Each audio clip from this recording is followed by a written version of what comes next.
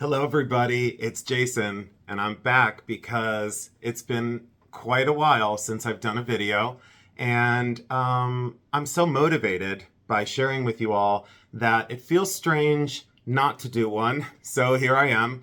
I'm not sure what day this will air, but I just want to welcome everyone. If you're new here, please look at my old videos and also my short feeds on YouTube.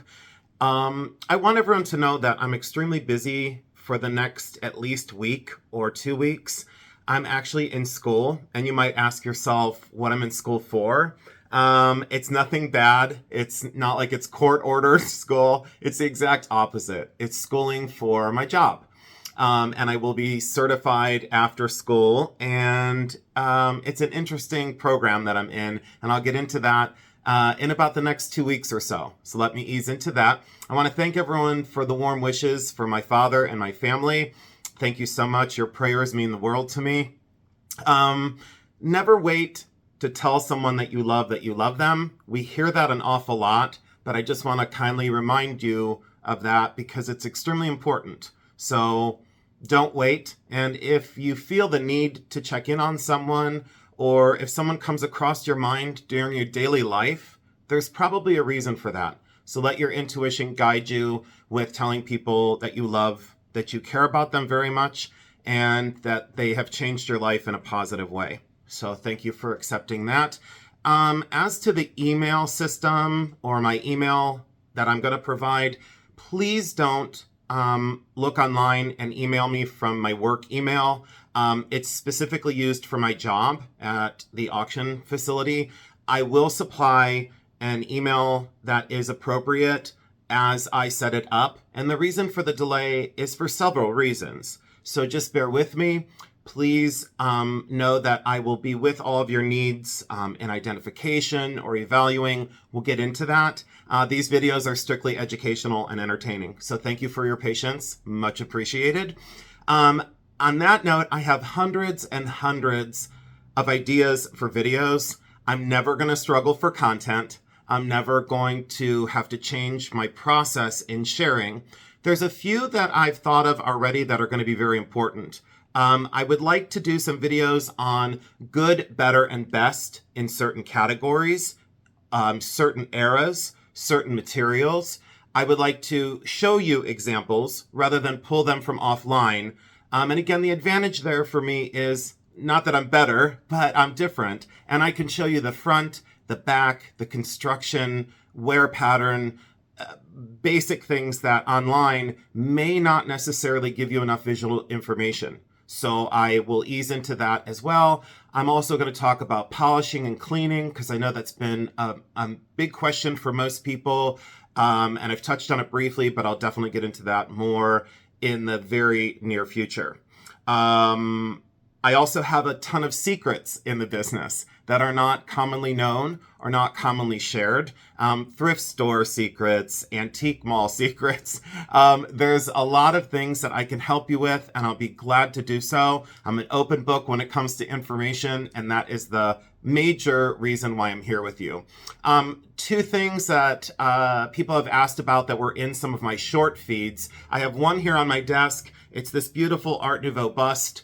And I'm sorry for the lighting. She's all washed out, but her face is really beautiful. And unfortunately, there we go. She's very, very, very beautiful. So she's a porcelain body, face, and bust, and then inset in, people would assume that it's bronze. It's not. It's actually spelter. So it's spelter, which is a white metal, kind of a composite pot metal, if you will, at the turn of the century. She is circa 1905, 1907, and beautifully executed, and I loved her very much, and you guys had asked to see her kind of in real life, so there she is in real life. And then this I found at an antique shop yesterday, or was it 2 days ago? I lost track of time with school. It's killing me. So this is a beautiful bronze pocket watch holder. And it is a cobra, a snake, and the snake's mouth has a tongue in it, and that's where you would hang your pocket watch. at the turn of the century. The detail even underneath the head of the snake is just remarkable. And then just beautiful, beautiful wear patterns to the bottom. So you know that this is 1900, circa 1900. Could be as early as 1890, could be as late as 1910. No fighting over circa dating either. There's no reason to. That's as close as we're going to get on that. But a beautiful snake and a wonderful buy at an antique store. That concludes this part of the video. I'm going to go camera down for the next part because this is a fancy show and tell. So enough of this information. I'll pause the video. I'll go camera down. Today's video is going to be on beauty. It's only about things that I consider beautiful. And I know that's a broad range, but I'm just going to share a portion, a very, very, very small portion of what I consider to be beautiful in my collection. So thank you so much. And I would talk about what I have on right now, but I'm running out of time today, so we'll get into that in another video. Hold on one sec. I'll be right back with you. Okay, you guys, I'm back. I don't know why, but I just went running through the house like you were on hold or something. So I'm back with the video. I'm camera down now. And I'm going to try and go as quick as I possibly can. Sometimes I get a little too wordy, so I'm going to do my best to consolidate this information down. So the first piece you're looking at today is a pendant that I actually constructed. And I know this is difficult for some people to believe, but it's absolutely true. I constructed this in late 2008 or into 2009. And what you're looking at is a winged scarab, plique azure enamel, and these stones are actually all old that were rescued or harvested out of earlier antique pieces that were extremely damaged. So we have a dragon's breath stone here that I bezel set in the beetle's hands. Then we have a beautiful, beautiful Czechoslovakian modeled turquoise glass stone that is in fact glass. It is not a gemstone. It is not real turquoise. And then we have this beautifully, beautifully done deep cabochon of a amethyst glass with silver foil inclusion. I completely hand constructed this piece. So everything you see is completely hand sawn out of flat sheet and fabricated. So completely soldered together. So I started with making the bezel on here. Then I cut out and manufactured the legs here. I bezel set this stone here, created the bezel, and then I waited to set the stone, obviously. I soldered those two pieces down to a flat sheet, which is then carefully sawn out. Each little cell or open area is then sawn out by hand with a jeweler's saw. So a hole is drilled, and then I so carefully sawed out this piece. And I actually did that before I soldered this piece down, because you'll see that the legs do overlay this area where the enameling was then put in. Okay, so technically that's the way it's constructed. And then once it was all soldered together, I finished it. I did not polish it. I matte finished it for a reason, to not reflect light, and basically set the stones. And then I did all of the enameling. Now the legs are all fired on glass enamel. The wings are actually acrylic enamel, plastic enamel that then is cured by the air and inset into the wings, because that area would not allow me to do plique azure with glass. I would normally have had to have backed this with mica, which is a stone, sheets of mica, and then that is burned away with glass enamel. This way, I laid it on a flat sheet of silver foil, and then once it cured, I was able to remove the silver foil and allow light to go through the wings. So that's the first piece that I wanted to show, and I did a garnet and pearl chain and completely hand constructed again on the chain, but just a beautiful, beautiful piece, and I could change the chain. So I liked interchangeable things, so I made very primitive hooks, and again, I was young when I made this, so the craft isn't necessarily the best, but the translation is magnificent, and I loved it very much, and I wear that today. Another necklace that was in one of my videos, very much so asked about, so here it is. It is Dragon's Breath. It's a turn of the century original. Again, no reason to argue or disagree or complain about circa dating or, I'm right, you're wrong. That's not going to happen on this channel. Not at all. And this is, circa 1900. Could it be as late as 1915? Absolutely. Could it be into the 20s? I would start to disagree with that. So sterling silver and then dragon's breath cabochons, remarkable color play in these stones, and they're so big. They're some of the biggest dragon's breath that I've seen. And then even the hidden clasp has one inset in the clasp. So just beautifully done, beautifully executed. And again, you know, being able to set these stones back then in this kind of craft, just beautiful. And again, the oxidation just only helps the surface and adds a richness to that necklace. So I consider that beautiful. Another beautiful piece is this enameled purse. So we have engine-turned enamel underneath. So it's sterling silver with engine-turned enamel. So engine-turned enamel created this almost underwater effect, like rays of light underneath the sea, and it's in remarkable condition. I would have thought that this would have easily been damaged. And then in the very center here, a tiny flower basket with inset marcasite stones, each stone carefully bead set, and pierce work. So they not only enameled and did this, it's a testament to the true craft of the people at the time. It is a dance purse, so it's leather backed. It has its leather wrist strap, so the woman at the time would put her wrist through. This would slide up and hold the purse in place, and it would be just basically one of the finest for a formal occasion. Then you open it, and there is a beveled mirror, and then inside this is this beautiful coin compartment. So this lifts up. I'm not going to do it now, but it lifts up, and there's a coin compartment in the center. So again, the craft on this and the design, absolutely a stunner. And I think I bought this back in the day for around, it was around $150, and I would not part with this for less than $450, $475,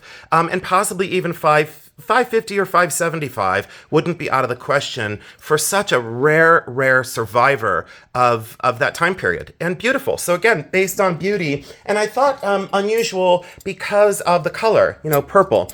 These cuffs were a more recent acquisition, but I still find them to be remarkably beautiful.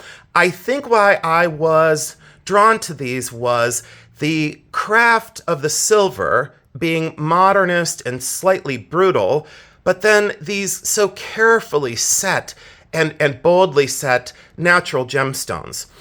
Each cuff is slightly different, so the arrangement of the stones is slightly different. And again, you have quartz, citrine, peridot. You have a stone in the ruby family, needs to still have further testing.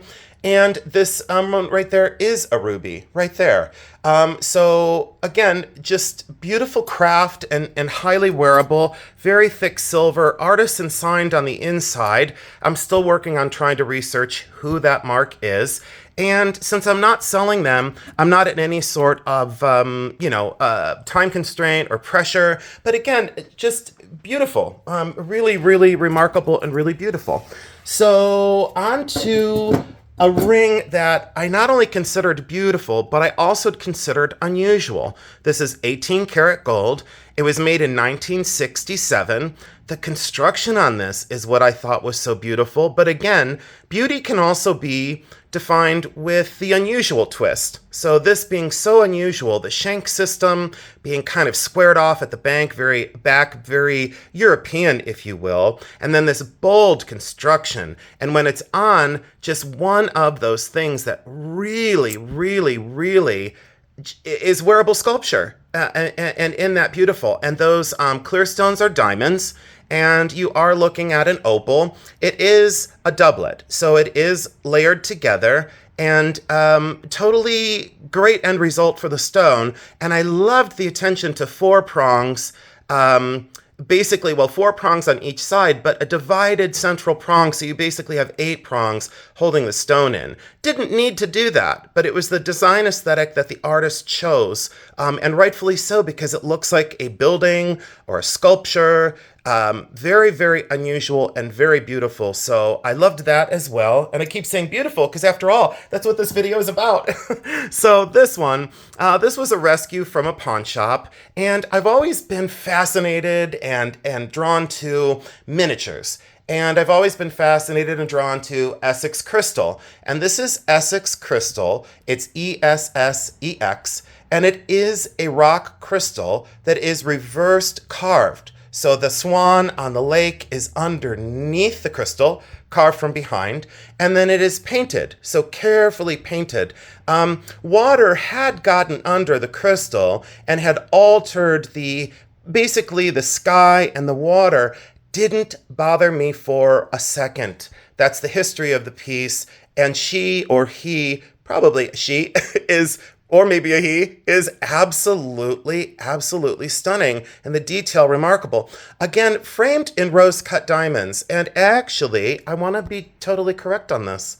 Some are rose-cut, and others are mine-cut. Rose-cut technically has 6 facets that are on the top of the stone. Mine-cut have less and are slightly out of shape, and so most of these are in the mine-cut shall you say, technique. 14 karat white gold filigree, closed back set with 14 karat yellow gold, and again, just beautiful. And I got really lucky because I have large hands. I have man hands, and I got lucky because this is a size 10, and I put it on at the pawn shop. And again, I don't like to comment on prices very often. I only paid $300 for this, and again, if it were out for sale, I could see it going $1,200 to $1,500 fairly easily these days. And again, we'll get into values and we'll get into that in future videos because I've got so much to share in that department. And that's what I do for everyday work. This ring, highly unusual again. I had worn it in one of my videos, and again, a fantastic viewer had asked me, please show us that ring close up. Well, here it is. These are raw gold nuggets out of the ground, and then an artisan carefully soldered them down and then inset stones. So again, I'll tell you all my secrets. That is a natural diamond. The red right there, the blue and the yellow and the red right there, those are all synthetic. So those are all lab-created stones. But right in front of this proud, proud wild animal is a beautiful fire agate. So orange and green and yellow. Again, not the highest quality fire agate you'll ever see, but still beautiful. And it's a sizable ring. Really got great presence. And again, I really loved it. It is artist signed on the inside, JC, and it's a conjoined mark. Again, some of these marks, it's going to take you a long time to figure out, and I'm here to help you with it. This artist, I still have not figured out, but I haven't had the ring, that long, or I haven't really focused on it. I bought it based on craft and design and its unusualness. So that's why I purchased this. And again, I'll do further research as time allows. So I just love that ring. A ring that was in one of my shorts, and I don't like to repeat things because I have so much to offer. I don't like going backwards. But a viewer had said the ring looks broken because the flowers are moving. Well, it's a trembler ring from the late 1950s, early 1960s. It is platinum with an 18 karat white gold shank, and I could talk about this for a half hour, but these diamonds are so beautiful. The color and the clarity is wonderful. They are newly faceted, so they're not very early stones, so they're modern, brilliant cut, and each flower head trembles. And when you tap the ring, let me focus again. When you tap the ring, look at the movement of these flowers. So as you're wearing it, each flower head independently moves from one another. And the bottom construction, let's talk about that. Incredible to get that together. Another thing I wanted to comment on, when you see metal that looks like this, just remember that white gold technically is not necessarily white. It is and has a very yellow faint hue to it. And then the way they turn it white is to rhodium plate it. So in fact, someone would think this is costume because, oh, it has wear on it, so that must be brass. No, that's gold underneath rhodium, and then the top was the platinum portion where the heads are inset. So there is no wear on those because that's platinum, and it's never going to be more or look less than just gray. So again, just be very careful because someone would think that's costume. It's in fact not. This is a very very, very, very expensive ring, and one that you seldomly see tremblers as rings. You normally see them as brooches, and we know that. We see the custom versions very frequently, but this is a trembler that was a genuine piece with diamonds, and again, I think a thing of pure beauty. On the same note, I fished this out of safety deposit for you. It's going right back to the bank tomorrow. This is an early trembler, so this would be around 1855 to 1865. Again, you have a mixture of cuts of diamonds. You have mine cut, you have rose cut, and you have a European cut in the center there. So you have a great mixture of stones, and maybe the center was replaced with a, quote, newer European cut stone. That's debatable. You know, we could get into that specific down the road. Again, the construction, there's the flower head. It's mounted in this little compartment, and there's a spring on the inside that then controls the trembler. Also, there's a secondary trembler here. So not only does the whole flower head move, but then in the center, look at that little guy. Look at that one, totally moving on its own, you know, jamming out to its own tune. So it's like the Jason of the flower world. And then you have these silver leaves that are then inset with diamonds. The construction, again, of course we're going to see this. So please be aware that the very early pieces, they did set silver on top of gold. They used silver. It made the diamonds pop. It really did. And they put the gold on the back and the silver on the front. And today we have that reversed. Today we put the gold on the top and the silver on the back. So, historically, this is such a beautiful thing. The pin mechanism could have been a later replacement. Seems to be soldered in place slightly differently than the rest. And also this seems a little awkward that a platform was soldered down before the pin stem was soldered down. So there could have been some alteration here.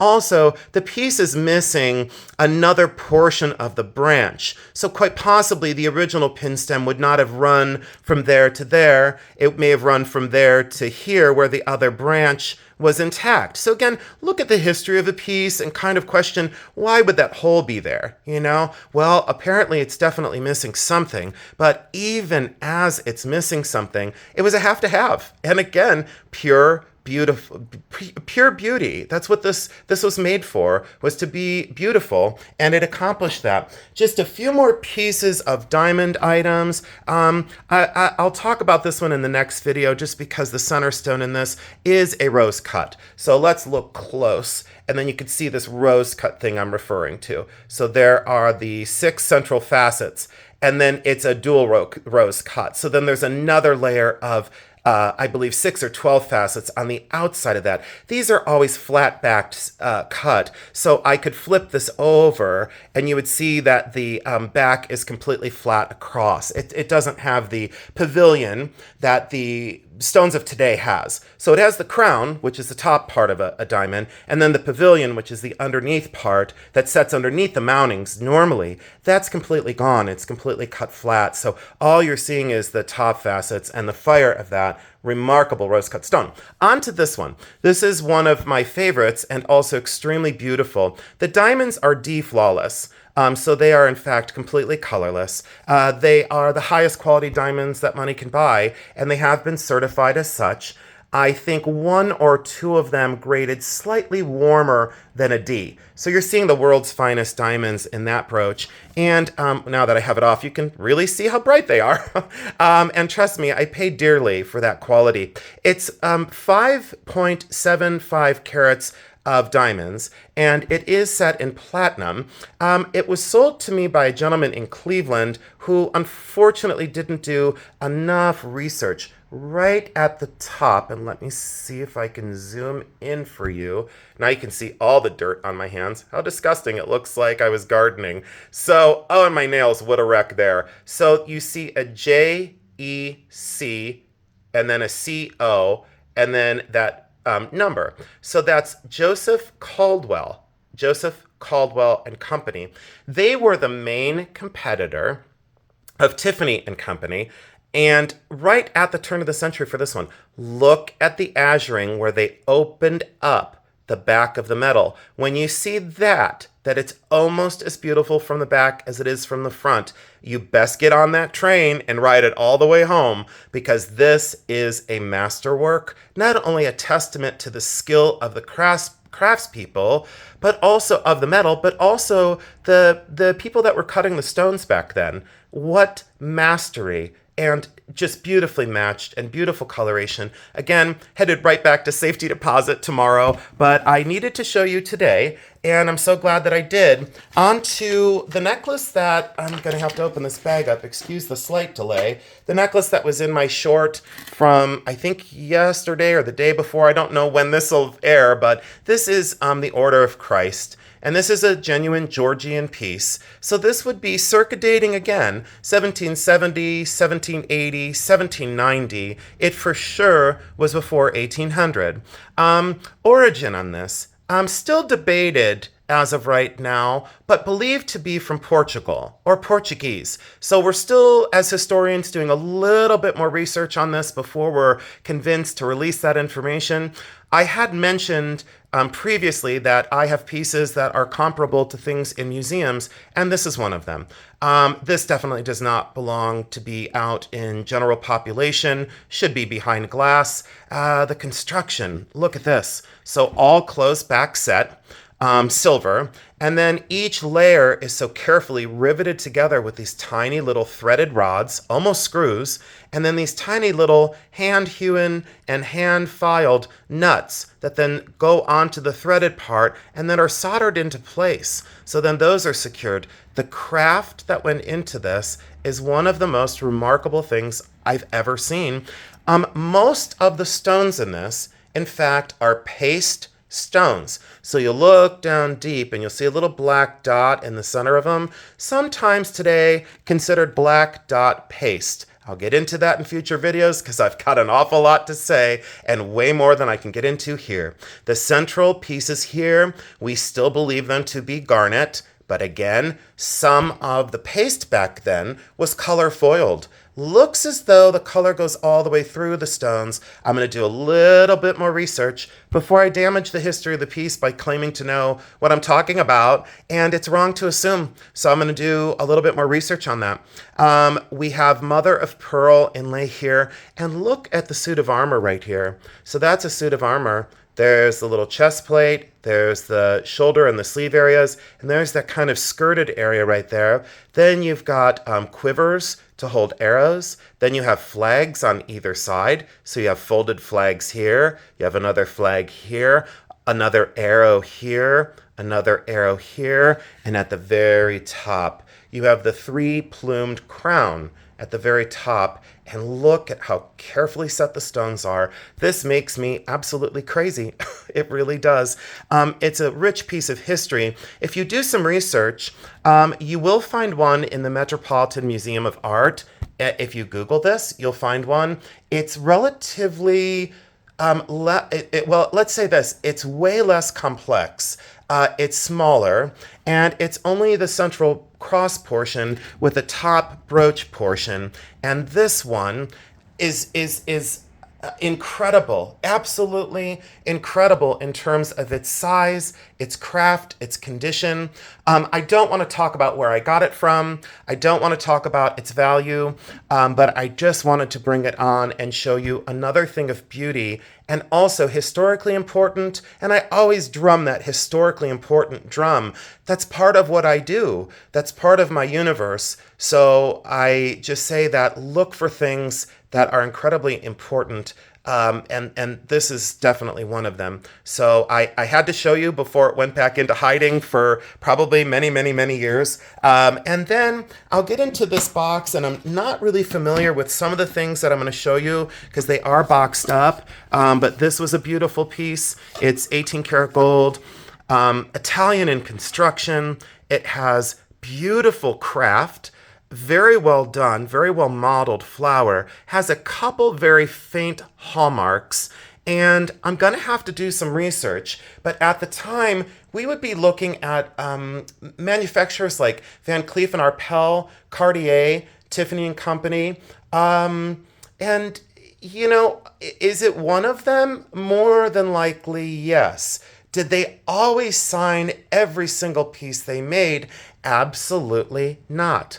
And I'll get into that in future videos again, and I will for sure back up my information. Every time I make a claim, I've got the goods and the receipts to back it up, and I'll do it on this one. So the craft and the way the rubies are set. Oh, and these are rubies. And again, could someone say they're pink sapphire? Of course they could. I still go with, I was trained early in this, and so I still call them rubies. I don't call them pink sapphires. So, and a ruby is supposed to be red, and then sapphires can be any color of the rainbow. So, of course, there's a little bit of, an argument, who's right, who's wrong. But again, like I said, there's no fighting, I'm not in the mood to fight about it. I'm just in the mood to show some beautiful things. This one of my first diamonds I'd ever bought. And I don't really want to talk about it that much. I just want you to enjoy it. Central diamond is bezel set. Very early stone. Proportions of the diamond, very unusual. That's all I'll say on that. Table cut diamonds in the mounting. Again, silver topped gold. So you have silver on the top and you have gold on the shank system in the back. I saved up for a very long time as a youngster to purchase this. And I believe I was 18 at the time. And it wasn't, mommy and daddy's money. It was Jason's hard-earned money from working from the time I was 15. And then I think that's the original box. I'm not 100% sure. At least that could be the original box when it was retailed, not when it was produced, of course. So there's that. And I love those old boxes. Let me take a quick peek and see what else I wanted to discuss. There's a couple. Oh, I would love to talk about that today, but I don't think I'm gonna. I have to save some surprises, Naturalistic things always had my attention, and this was no exception. Again, slightly after 1930 on this. So probably 1940-ish. Yeah, definitely 40s. I haven't seen this for a long time. Some identifying marks on the top of it. Still have not gotten a definitive answer on this. A double fur clip, 18 karat gold, and a bezel set diamond. But again, as a natural piece, again, I thought it was a thing of beauty, and I still do. So beautiful, well executed, and look at the scintillation in that diamond. When people ask me if I like contemporary diamonds, my answer is not really. I go after the old. I go after the early. And then one final piece. Let's see here. Sorry for the delay. I'm not sorry for the delay, but I'm sorry for the delay. I'll do two more. I wasn't prepared to talk about this one just yet, but I'll talk about it. Look how dirty the case is. It doesn't matter. I'm sure I'm going to get chewed out about the dust in the cases, and also look at the fingernails today. It looks like someone danced on my hands. I mean, it literally looks like someone, that river dance thing? The Irish dancers? All right, I'm done with the jokes. Sorry about the dust and the dirt, and who knows what it is, but this has been in storage for a long time, and unfortunately, the stone isn't going to read very well, but it's a gigantic natural blue star sapphire. Look at the depth of the cabochon. I wish I had one light source. So why you're not seeing a star in this is because the ring light inside the box disperses the light source and it washes the star out. This has one of the most prominent stars I've ever seen in my entire life. The rest of the mounting is platinum. Again, I bought this out in an antique shop, an antique mall in Ohio, and it was $7.50. The standing offer on it as of about a year and a half ago, when I actually had this in my possession, I think I was, and I want to be right here, I think I was offered $2,800. And I obviously declined that, and here it is today. A thing of beauty, and again, a thing that was misidentified.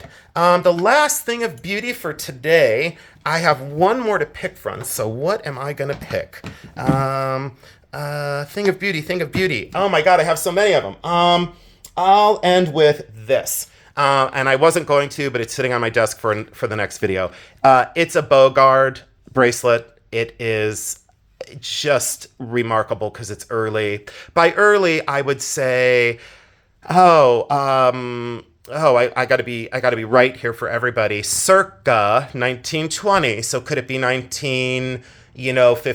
Sure. Could it be 1935? Sure. Is it after 1935? No, absolutely not. And it is a Bogard. And the way it's pronounced, there's some debate if it's keto or keto. It's Ketoh is the way it's spelled.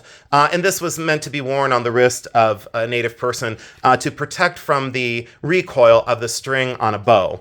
And the turquoise, again, just beautiful, natural. And I should have shown you the inside. The stays on the inside are copper, which is correct. And then the way it is toggled through with raw leather. I do wear this.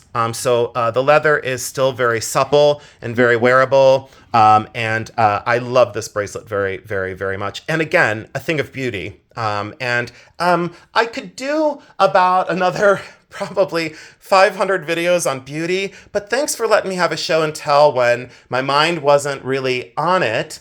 School has been my major focus, and like I said, I've got just over another week to go, so I do have testing that I have to take, and I have to pass a very large exam. So I appreciate your patience in me not getting videos out on a regular basis. Again, you know the drill. I have to say it because it's totally true. I absolutely love each and every one of you. Have a fantastic week.